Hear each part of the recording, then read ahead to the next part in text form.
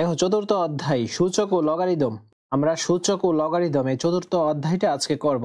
তো আমরা প্রথমে উদাহরণের অঙ্কগুলো আমরা শেষে করব।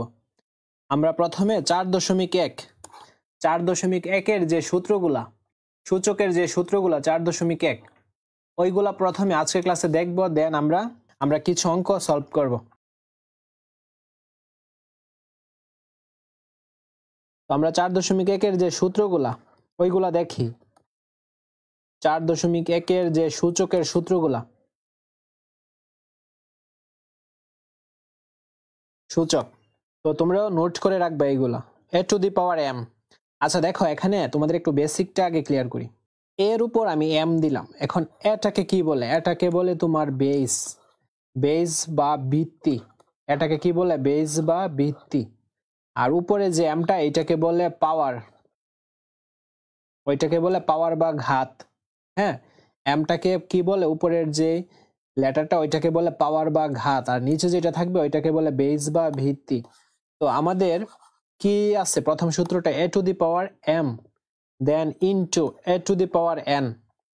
যদি এরকম থাকে, দেখো এখানে কি দেখতে পারতেছি, নিচের গুলা তো বেস, বেস যদি একই রকম হয় এবং পাওয়ারগুলো যদি ভিন্ন রকম হয়, অর্থাৎ এইটুকু জানলেই হবে বেস একই রকম এবং এইগুলা যদি গুণ আকারে থাকে, তাহলে আমাদের পাওয়ারগুলো যোগ হয়ে যাবে। বেস যদি একই রকম হয় এবং এগুলো যদি, এই যে ইনটুর মানে তো গুণ, এগুলা যদি গুণ হয়ে থাকে তাহলে পাওয়ারগুলো অবশ্যই কি হয়ে যাবে? যোগ হয়ে যাবে। অবশ্যই আমাদের একটা বেস কমন নিতে হবে। তো কি হবে? পাওয়ারটা যোগ m প্লাস n। তো এক্সাম্পল যদি দেই, তুমি এখানে দেখো আমি 7 এর উপর এই 3 দিলাম, তারপর ইনটু 7 এর উপর এই 2 দিলাম। এখন আমি বললাম কি, দেখো বেস কি দুইটার 7, বেস একই রকম এবং পাওয়ারগুলো দেখো ভিন্ন, বা পাওয়ারগুলো এক থাকলেও প্রবলেম নাই। আমাদের মেইন টার্গেট হচ্ছে বেস একই রকম কিনা এবং এগুলো গুণ আকারে কিনা। তো বেস একই রকম এবং এগুলো গুণ আকারে, তো অবশ্যই একটা বেস কমন নিব 7, এবং উপরে যে পাওয়ারগুলো এগুলো যোগ হয়ে যাবে। 3 আর 2 কত? 5। এই যে এটা হচ্ছে অ্যান্সারটা, বুঝছো? আচ্ছা, তারপর 2 নাম্বারটা দেখি। 2 নাম্বার হচ্ছে a to the power m, তারপর এটা হচ্ছে ভাগ a to the power n। যদি এরকম থাকে, হ্যাঁ, অথবা আরেকটা ফর্মে থাকতে পারে a to the power m দেন এই যে ভাগ a to the power n। যে কোনো দুইটার যে কোনো একটা যদি থাকে, বা দুইটা তো সেমই, তো এরকম যদি থাকে, বেসগুলা যদি একই রকম হয়, এই যে দেখো বেসগুলা একই রকম কিন্তু পাওয়ারগুলা দেখো ভিন্ন। আচ্ছা, পাওয়ারগুলো ভিন্ন প্রবলেম না, বেস যদি একই রকম হয় এবং এগুলো যদি ভাগ আকারে থাকে, তখন পাওয়ারগুলো কি হয়ে যাবে? বিয়োগ হয়ে যাবে। আমি আবার বলতেছি, বেসগুলা দেখো, এই বেস কিন্তু একই রকম, কিন্তু এগুলা কি আকারে আছে? ভাগ আকারে আছে। পাওয়ারগুলো কি হয়ে যাবে? অবশ্যই বিয়োগ হয়ে যাবে। আর একটা বেস দেখো কমন নিলাম, দেন পাওয়ারে কি আছে? m আর n। তো m মাইনাস n, দেখছো বিয়োগ হয়ে গেল। তো আমি যদি এক্সাম্পল দেখতে চাই, তাহলে দেখো এখানে যদি আমি এইভাবে দেই যে 7 টু দি পাওয়ার 5, নিচে থাকলো 7 টু দি পাওয়ার 3। এখন এটাকে কিভাবে সলভ করব? এই যে বেস একই রকম, একটা বেস কমন নিলাম, আর এগুলা কি আকারে আছে? ভাগ আকারে। পাওয়ারগুলো কি হয়ে যাবে? পাওয়ারগুলো তোমার বিয়োগ হয়ে যাবে। 5 মাইনাস 3, তো 5 থেকে 3 বিয়োগ দিলে কি হবে? 2। এই যে দেখছো, এটা হচ্ছে অ্যান্সার।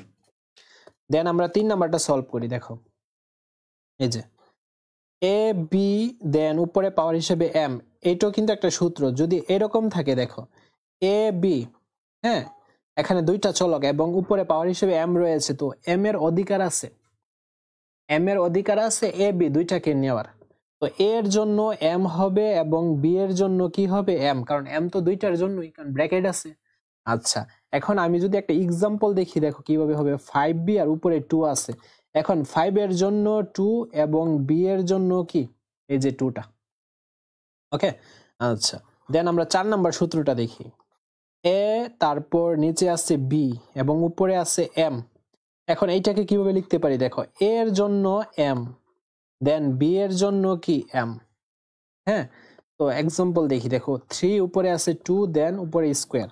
এখন এই যে 2 এর জন্য, এই 2 এর জন্য এই স্কোয়ারটা কিন্তু আছে, আবার এই 3 এর জন্য কিন্তু এই স্কোয়ারটা আছে, এই যে 3 স্কোয়ার। বুঝতে পারছো? দেন 5 নাম্বারটা দেখো। এ এর উপর পাওয়ার হিসেবে m দেন আবার পাওয়ার হিসেবে n। দেখো তো এইটাও কিন্তু পাওয়ার, এইটাও কিন্তু পাওয়ার।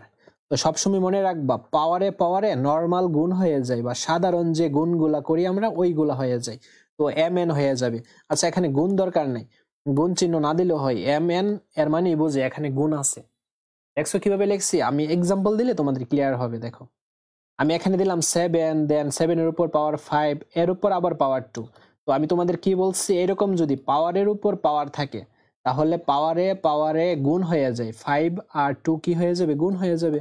তো 5 দুগুণে কি 10, বুঝতে পারছো? আচ্ছা এরপর দেখো এই নিয়মটা দেখো, রুট ওভারের ভিতরে কোনো একটা চলক বা সংখ্যা যেটাই থাকুক না কেন, আর রুট ওভারের উপরে যদি এম থাকে বা যে কোনো কিছু থাকুক না কেন, তো রুট ওভারের ভিতরে যেটা থাকবে প্রথমে আমরা ওইটা লিখবো, এবার যাই থাকুক ভিতরে যেটা থাকবে সেটা লিখবো, দেন রুট ওভারের উপরে যেটা থাকবে 1/, ওই জিনিসটা হয়ে যাবে। আমি আবারও বলছি, রুট ওভারের ভিতরে যা থাকবে প্রথমে তা লিখবো, দেন রুট ওভারের উপরে যা থাকবে 1/, ওই জিনিসটা হয়ে যাবে। তো এক্সাম্পল দেখি, এখানে আমি দিলাম 3√5। এখন এটাকে কিভাবে লিখবো, রুট ওভারের ভিতরে যা আছে তা প্রথমে লিখবো, দেন রুট ওভারের উপরে যা আছে ওইটা 1/, ওই জিনিসটা। বা আরেকটা এক্সাম্পল দেখি, যদি দেই এখানে এই 6√, এখানে দিলাম তোমার এবি দেই, হ্যাঁ এবি। তো এটাকে কিভাবে লিখবো, রুট ওভারের ভিতরে যা আছে তা লিখবো, দেন রুট ওভারের উপরে যা আছে 1/, ওই জিনিসটা। ক্লিয়ার? তারপর আমরা 7 নাম্বারটা দেখি, এর উপর দেখো এই যে এর উপর 0, যদি এর উপর এইরকম 0 থাকে তাহলে অ্যান্সারটা আমরা 1 পাবো। শুধু এর উপর 0 না, যে কোনো কিছুর উপর যদি শূন্য থাকে তাহলে অ্যান্সারটা আমাদের হবে 1। ধরো এখানে আমি দিলাম কে এর উপর 0, তাহলে এর অ্যান্সারটা কিন্তু 1 হবে। অথবা আমি এখানে লিখলাম কলম, কলমের উপর 0, তাহলে অ্যান্সারটা কি হবে, 1 হবে। বুঝছো, যে কোনো কিছুর উপর যদি 0 থাকে এর অ্যান্সারটা কি হবে, 1 হয়ে যাবে। দেন এ ইনভার্স 1, এটাকে এখন আমরা কিভাবে লিখব, দেখো এই যে ইনভার্সের জন্য হচ্ছে 1, আর এখানে কিন্তু -1, অর্থাৎ 1 আসি, 1টা দিলাম, দেন নিচে। আচ্ছা এই নিয়মটার ক্ষেত্রে আমি এক্সাম্পল দিই আরো কতগুলো, এই যে 3 ইনভার্স 1, এখন এটাকে কিভাবে লিখব, মাইনাসের জন্য 1 আর নিচে 3 আছে, আর এখানে তো 1 আসি, প্রবলেম না। এখন দেখো আরেকটা দেখি আমরা এক্সাম্পল, 6 - 3। এখন আমরা কিভাবে লিখবো, এই যে মাইনাসের জন্য কি হবে, মাইনাসের জন্য হচ্ছে 1 আর 6, দেন এখানে 3 আছে, এই 3টা লিখে দিব। আমি আরেকবার ক্লিয়ার করি, দেখো যদি এরকম থাকতো কোনো কিছুর উপর যদি -1 বা ইনভার্স 1 থাকতো তাহলে আমরা লিখতাম মাইনাসের জন্য 1 আর নিচে 5, আর 1 তো 1, এই যে 1। যদি এরকম থাকতো 5 - 4, তাহলে আমরা কি লিখতাম, মাইনাসের জন্য 1 আর বেস হিসেবে তো 5 আছেই, আর এখানে যে পাওয়ার হিসেবে 4 আছে, এই 4টা 5 এর উপর চলে যাবে।